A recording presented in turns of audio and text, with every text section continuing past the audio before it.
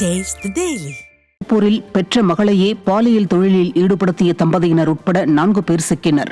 மயிலாப்பூரில் 10ஆம் வகுப்பு படிக்கும் தனது மகளை பெற்றோரே பாலியல் தொழிலில் ஈடுபடுத்தி அதனை வீடியோ எடுத்து விற்பனை செய்து வந்துள்ளனர். இதனையடுத்து பெற்ற மகளையே நாசமாக்கிய தம்பதியினர் போக்சோ சட்டத்தில் சிக்கினர். அவர்களிடமிருந்து கைப்பற்றப்பட்ட செல்போனில் ஏராளமான சிறார் ஆபாச வீடியோக்கள் இருந்தது பெரும் அதிர்ச்சியை ஏற்படுத்தியுள்ளது. அந்த வீடியோக்களின் அடிப்படையில் மகளின் தோழிகள் உட்பட மேலும் 6 சிறுமிகள் பாலியல் வன்கொடுமைக்கு ஆளாகியுள்ளது தெரியவந்தது.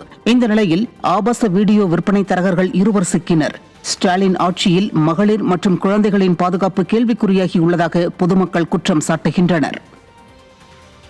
விடியா திமுக அமைச்சர் ஏவா வேலுவின் சமீபத்திய பொங்கல் போட்டோஷூட் விவசாயிகளுக்கிடையே பெரும் அதிருப்தியை ஏற்படுத்தியுள்ளது.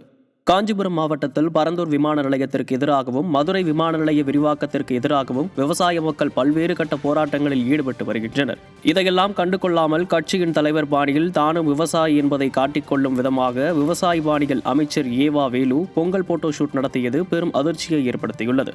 ஆங்காங்கே விவசாயிகள் தங்கள் உரிமைக்காக போராடி வரும் வேளையில் அதற்கு உரிய நடவடிக்கை எடுக்காமல் விவசாயிகளை வஞ்சித்துவிட்டு விளம்பர மாடல் அரசின் அமைச்சருக்கு பொங்கல் போட்டோஷூட் தேவையா என்றும் மக்கள் அதிருப்தி தெரிவித்துள்ளனர். தருமபுரி மாவட்டம் பாலக்கோடு அருகே கஞ்சா போதையில் 10க்கும் மேற்பட்டோரை கொண்ட கும்பல் பள்ளி மாணவியை தாக்கி தங்கச்செயினை பறித்துச் சென்ற சம்பவம் பரபரப்பை ஏற்படுத்தியுள்ளது.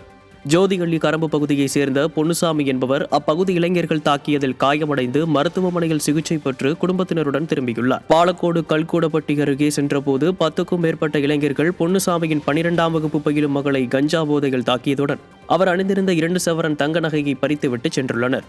இதில் காயமடைந்த மாணவி அரசு மருத்துவமனையில் அனுமதிக்கப்பட்டுள்ள நிலையில் தங்களுக்கு மாவட்ட நிர்வாகம் பாதுகாப்பு வழங்க வேண்டும் என மாணவியின் தாயார் வேண்டுகோள் விடுத்துள்ளார். எதிர்க்கட்சித் தலைவர் கூறுவது போல விடியா திமுக ஆட்சி பெண்களுக்கு பாதுகாப்பு இல்லாத ஆட்சி என்பது இதன் மூலம் அம்பலமாகியுள்ளது.